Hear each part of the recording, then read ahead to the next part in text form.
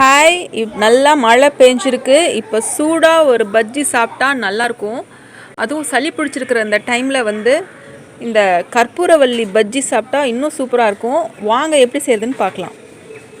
First இந்த கற்பூரவள்ளி இலைகள்லாம் நல்லா பறிச்சுட்டு நல்லா தண்ணி விட்டு நல்லா அலசி க்ளீன் பண்ணி வச்சுக்கோங்க. அடுத்து இந்த பஜ்ஜி செய்கிறதுக்கு மாவு ரெடி பண்ணிடலாம். அடுப்பில் எண்ணெய் வச்சு சூடானதுக்கப்புறம் கொஞ்சம் மாவு விட்டு எண்ணெய் சுடாச்சுன்னு பார்த்துக்கலாம். இப்போது நம்ம கற்பூரவள்ளி இலைகளெல்லாம் ஒன்று ஒன்றா போட ஆரம்பிச்சிடலாம்.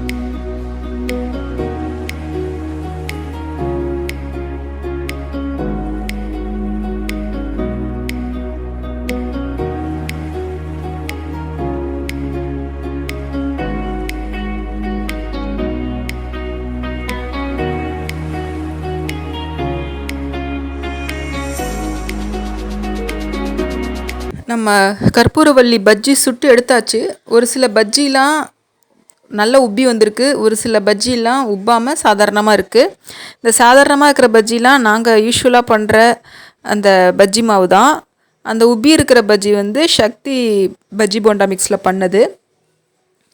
உங்களுக்கு எந்த மாதிரி மாவு ப்ரிப்ரேஷன் வேணுமோ அந்த மாதிரி மாவு ப்ரிப்ரேஷன் யூஸ் பண்ணிக்கலாம். ஸோ நம்ம கற்பூரவள்ளி பஜ்ஜி இந்த மழை நேரத்தில் சூப்பராக ரெடி ஆகிடுச்சு. இந்த நம்ம கடித்து சாப்பிட்டா உள்ளே பாருங்கள் அந்த இலை அதுவுமே நல்லா வெந்திருக்கும். கொஞ்சம் லைட்டாக ஓமம் டேஸ்ட்டு தான் தெரியும், பட் ரொம்ப டிஃப்ரென்ஸ்லாம் தெரியாது. எப்படி இருக்கு கற்பூரவள்ளி பஜ்ஜி? பஜ்ஜி சூப்பராக இருக்கே, எனக்கு ரொம்ப பிடிச்சிருக்கு. அது மட்டும் இல்லை, நம்ம ஆஸ் யூஷுவல் பண்ணுற அந்த டேஸ்டி வெங்காய பஜ்ஜி, அப்புறம் வாழைக்காய் பஜ்ஜி இதெல்லாமே ப்ரிப்பேர் பண்ணியிருக்கு. உங்கள்கிட்ட நேந்திரம் பழம் இருந்துச்சுன்னா நீங்கள் நேந்திரம் பழம் பஜ்ஜி கூட பண்ணலாம். ஆனால் இப்போ வீட்டில் செவ்வாழைப்பழம் தான் இருந்துச்சு, அதனால் நான் அதுலேயும் ட்ரை பண்ணோம். அதுவும் நல்லா தான் இருந்துச்சு. இந்த வீடியோ உங்களுக்கு பிடிச்சிருந்துச்சின்னா இந்த ரெசிபியை நீங்களும் ட்ரை பண்ணுங்கள். அப்படியே இந்த வீடியோ லைக் பண்ணுங்கள். ஹெல்த்தியாக சாப்பிடுங்க.